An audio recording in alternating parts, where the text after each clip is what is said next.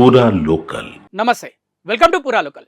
కరీంనగర్ జిల్లా హుజురాబాద్ నియోజకవర్గం వీనవంక మండల కేంద్రానికి చెందిన కోరే రంజిత్ తల్లి కోరే కళావతి గారు ఇటీవల అనారోగ్యంతో మృతి చెందారు. ఎఫ్టీవీ ట్యూరిటో ఫౌండర్ సీఈఓ పాడి ఉదయనందన్ రెడ్డి గారు ఆ కుటుంబాన్ని పరామర్శించి ఆర్థిక సాయం అందజేశారు.